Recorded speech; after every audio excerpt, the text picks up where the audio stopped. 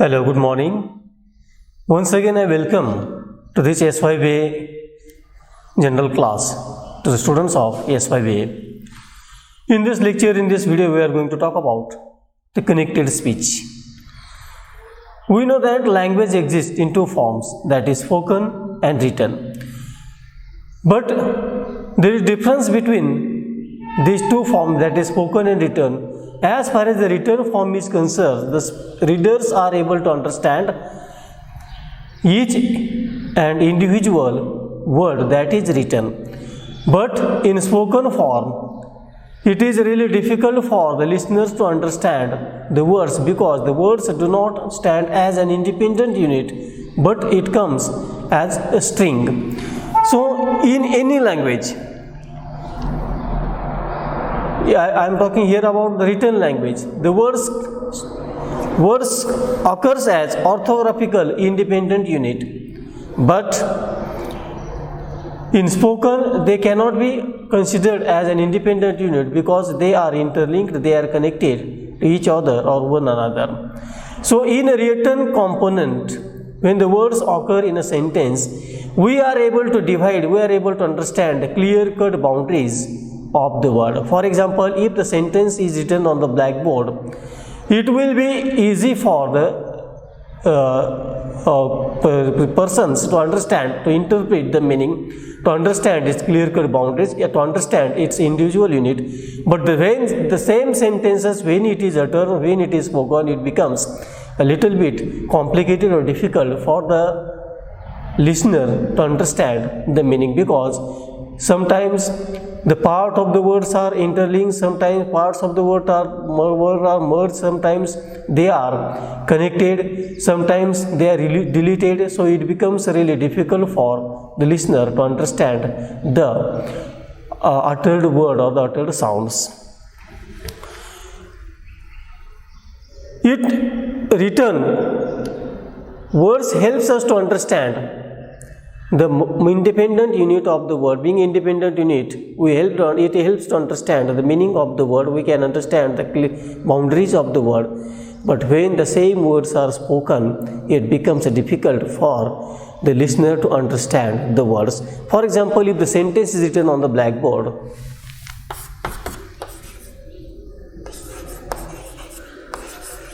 I am teaching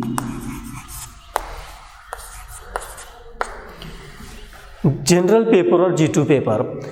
So the person will be able to understand each and individual unit as I am teaching and G2. But when these words are spoken, it becomes really difficult for the speaker to understand because he cannot pay attention at each individual word, because the words, when they are in the oral form, they come as a string of the groups, they are interlinked, they are connected to one another. For example, the speaker will say, I am teaching. So this I and this O. So it can be deleted. I am teaching. So listener will only listen the word I am teaching.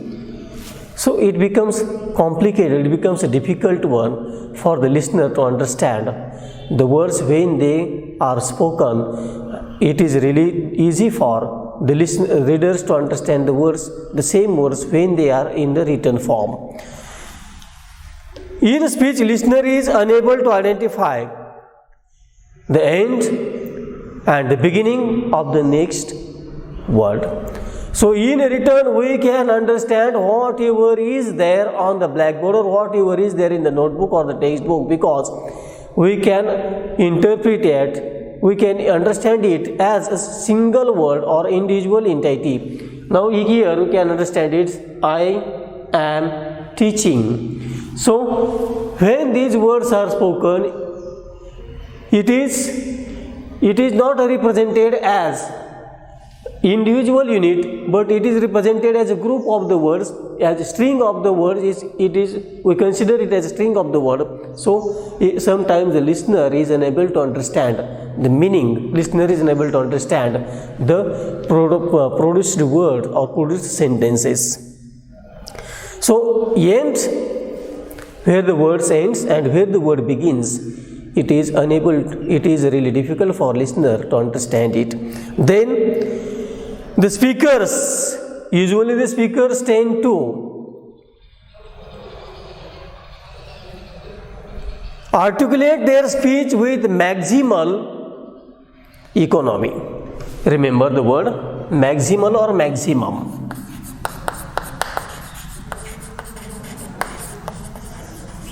So economy here refers for less use of word. Usually or generally the speaker likes to use the less words.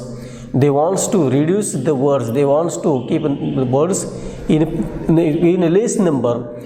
So a maximum economy is observed by the speaker at the time of articulating or the time of speaking or at the time of saying or uttering sentences rather than maximum clarity.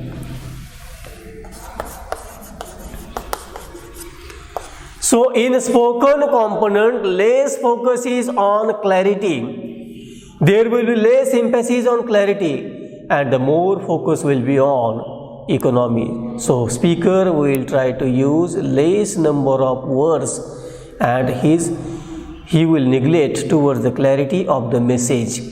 So it is difficult for the listener to understand the meaning, difficult to understand because the words do not come in isolation, it comes in the form of group, so it becomes difficult for the listener to interpret, to understand or to get the meaning of uttered sentences or uttered words. Certain sounds, because the focus is on economy rather than clarity, the speakers, certain sounds are rather merged or linked at the time of speaking. So merging and linking, some words, some sounds can be merged into other words, or sometimes the sounds are linked to the next word or the last word. So difficult, it raises the difficulty as far as the understanding of the spoken component of the language is concerned, because the speaker tends to use less word. Speaker's intention is not on the clarity of words.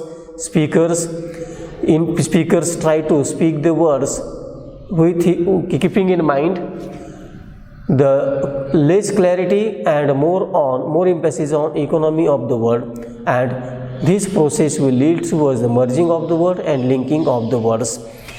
So there is a rapid movement in articulation because the speaker wants to merge, speaker wants to link certain parts or certain words to the other words or other sentences. The articulators move from one place to another quickly. It continuously rapidly changes its state or position. Articulators are not steady at any particular place. So there will be rapid movement, there will be quick movement of the articulators because the sounds, the words are merged or sounds are linked. Then native speakers are able to understand what is being spoken by the speaker. But the persons who are non-native, the persons who are not familiar with that language, the persons whose that language is not the first language, so it is not the mother tongue of the when it is not a mother tongue of the listeners, it becomes really difficult for them to understand the spoken word. So it is different, and for the non-native speaker, it is difficult for non-native speaker to understand the uttered sentences. Non-native speakers depend upon the context in which word is used to understand or to get the meaning. So non-native speaker will be not able to get the proper meaning. Sometimes the non-native speaker may not have that too much vocabulary or may not have that too much lexicons to understand the uttered sentences or uttered words. So they depend upon, non-native speakers depend upon each sound being articulated to identify the spoken word. So remember, in connected speech, one word is connected to another words or other word, and when the words are connected, it becomes really difficult for the non-native speaker to get the meaning of the word, and sometimes or almost in all cases the non-native speaker try to get the meaning of the word by focusing on individual word. Now you can see here in a sentence like this, I am teaching. So here the non-native speaker, if he is not familiar with the concept called connected speech, where the words are merged, where the words are linked.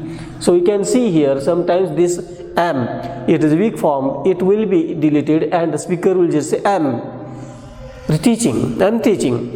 So in order to get the meaning, he will try to interpret the word individually as I am teaching.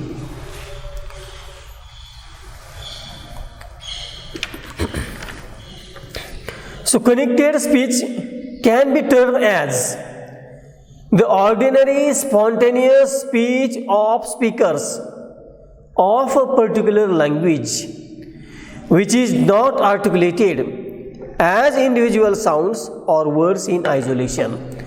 Once again, I repeat the definition. The connected speech can be termed as the ordinary spontaneous speech of speakers of a particular language, which is not articulated as individual sounds or words in isolation. So words are not considered as individual unit, they are not pronounced in isolation, they are considered as a group of words, they are interlinked, they are connected to one another. So in connected speech, it is spontaneous speech by the speaker and each word is connected with other word, they do not stand in isolation. For example, look at the word like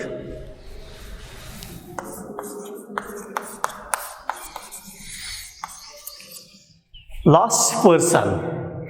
So when it is written, we are able to understand that it contains two words, that is last and person, but in connected speech, two words are produced together as last person.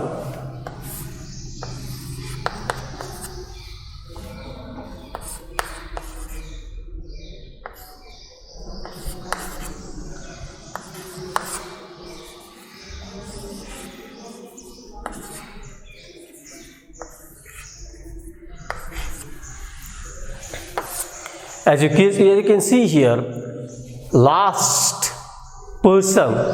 So this consonant T is deleted in connected speech. Instead of saying last person, the speaker will call it together as last person. So this happens during the connected speech. In written form, the reader will be able to understand the two different words, that is last and person, but in connected speech you can see the consonant T is deleted, consonant T is deleted, and the only first, that is last consonants are taken, the last consonant of the word T is deleted and the person is put there, last person. So the reason is that it is difficult for the English speaker to speak the consonants when the three consonants come together. Here you can see here the three consonants are there. S, T and P. S, T, P. Three consecutive consonants are there. Out of these three consonants,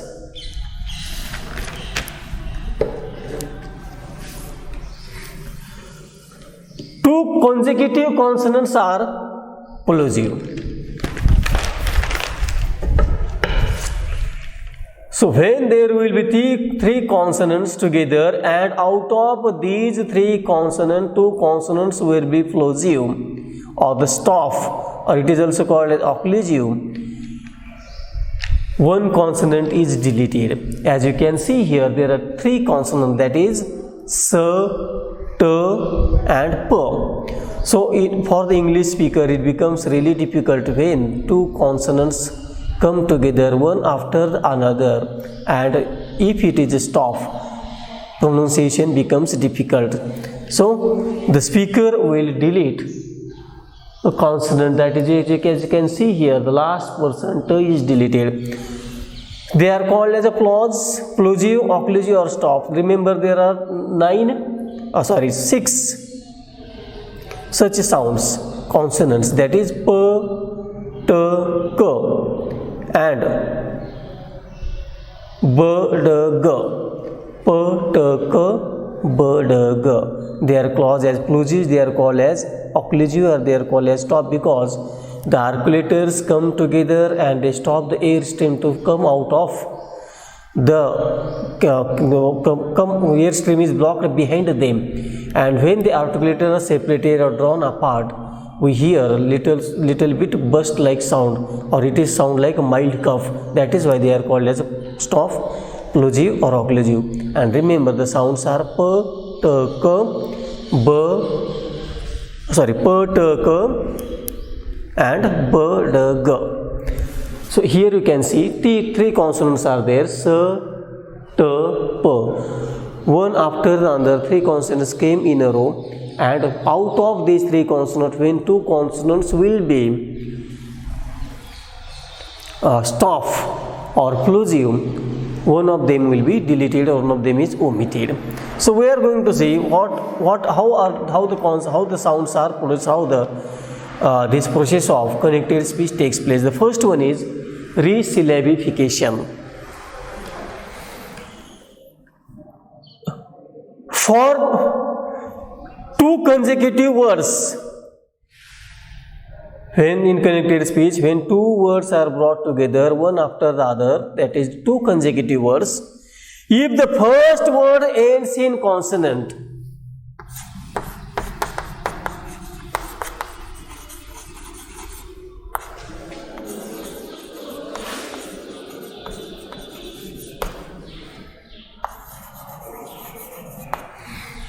listen carefully, when there will be two consonants, two consecutive words will be there, and when the first word ends with consonant, we know there are certain sounds which you call as consonants. We have discussed this in our earlier lectures videos, that there is difference between consonant sounds and vowel sounds. For the production of consonants, the air stream is disturbed in our oral cavity, and for the production of vowel sounds, air stream is not disturbed in our oral cavity. Air stream comes out without any friction or without any disturbance.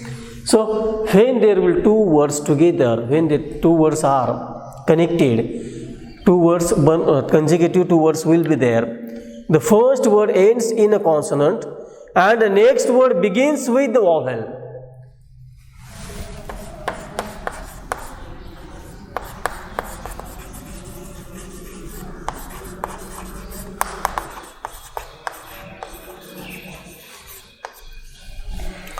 Next word begins with vowel.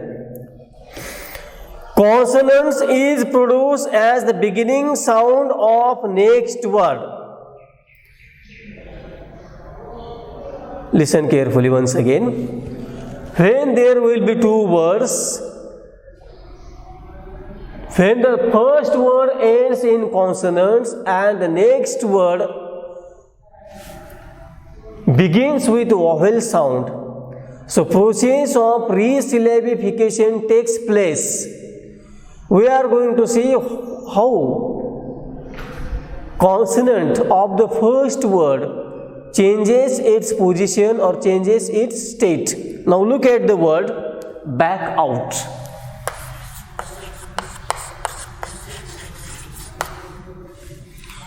So here are two words, two consecutive words, that is first one is back, second one is out. In resyllabification, as you can see here, when the first word ends in consonant, this is the first word, and out is second word. As you can see here, the first word ends in consonant, that is k. This k is consonant, and the next word begins with vowel, as you can see here, oust.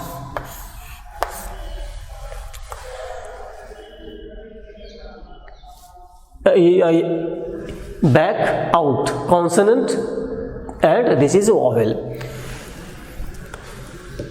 Then the consonant of the first word moves to the next word. Now back, out.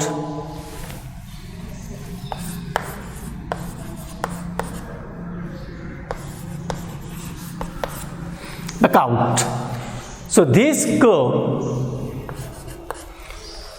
of the first word, this consonant will move towards the second word and it will be pronounced as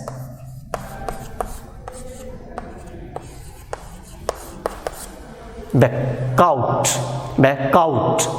So k will move into the next word that begins with vowel. So instead of vowel, when the back and out will come together, this k will go towards the next word and it will be pronounced as back, out instead of back, out. It is not back, out, but it is back, out. The next process is gemination.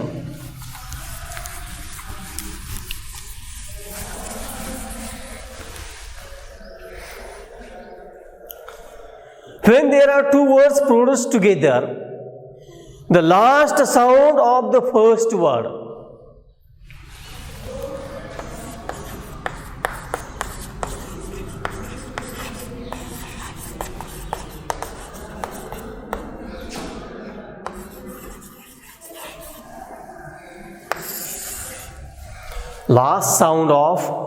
first word and the sound at the beginning of the next word.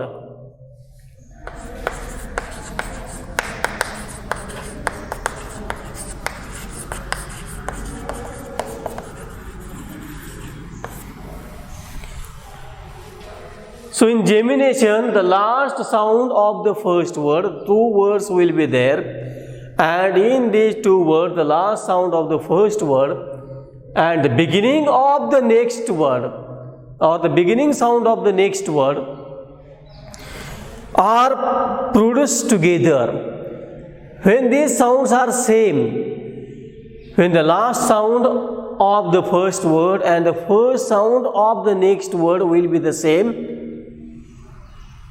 the repetition will be longer one. For example, look at the example.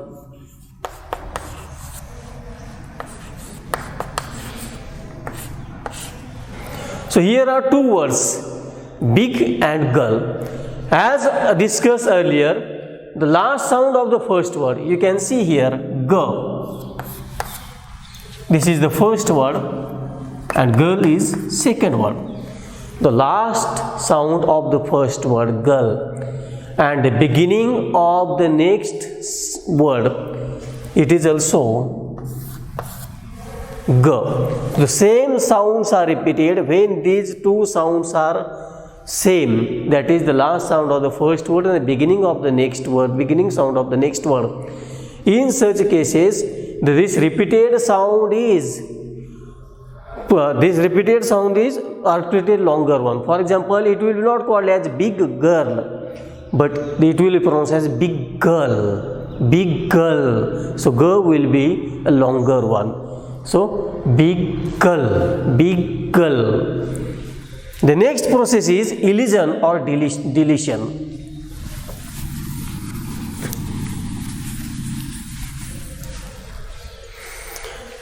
When a sound gets deleted from a word in speech, it is called as elision. When particular sound is deleted or omitted from the speech, it is called as elision. For example, look at the word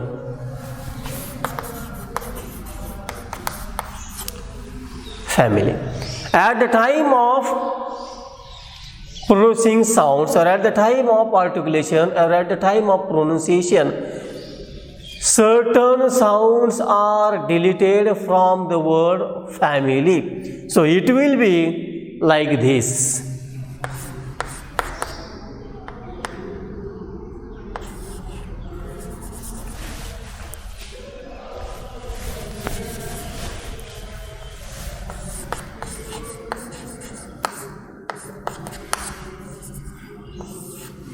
Family, family, family.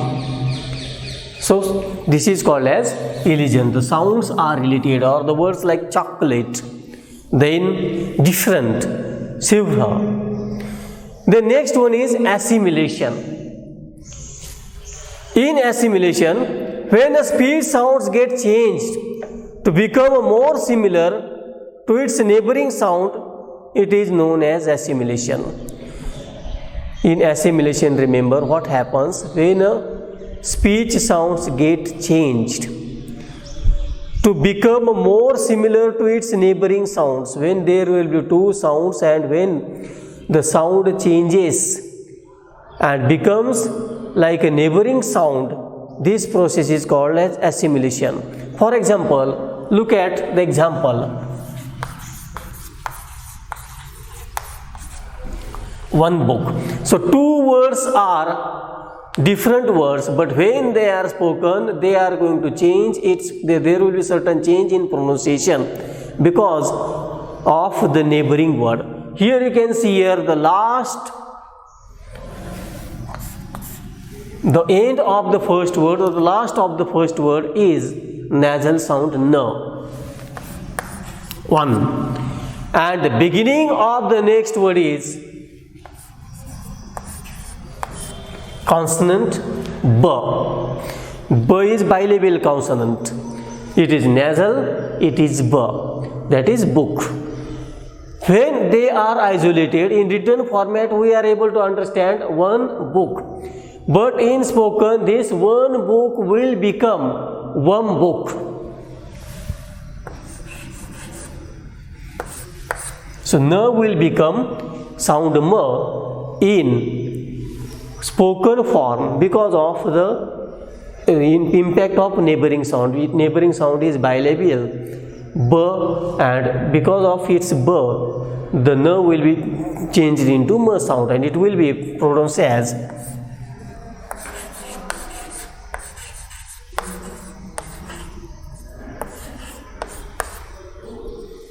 one book.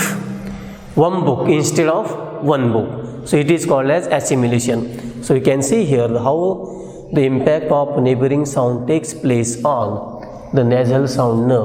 N becomes bilabial m because the next consonant, that is b, is bilabial. The next process is palatalization.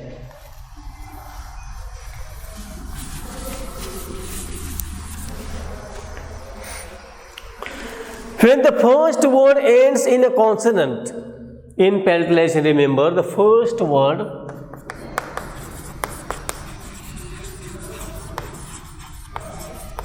ends in consonant.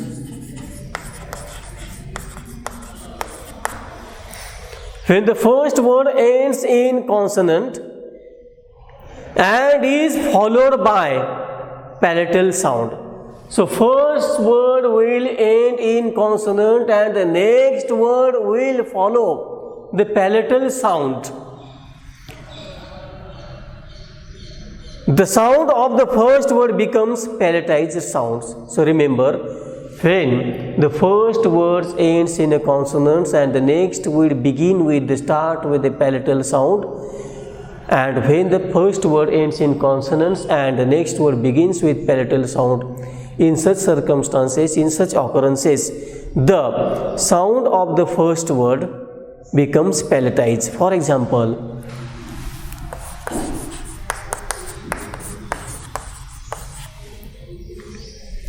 this year. Here you can see the first word ends in consonant. This is the first word and it ends in consonant. And the next sound is year. It is palatal sound, year. So it will be converted, its pronunciation will be changed, and it will be pronounced as.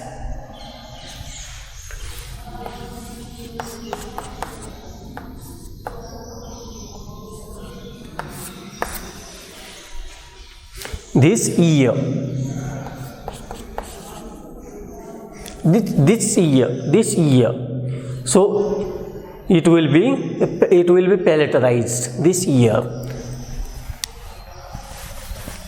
Thank you.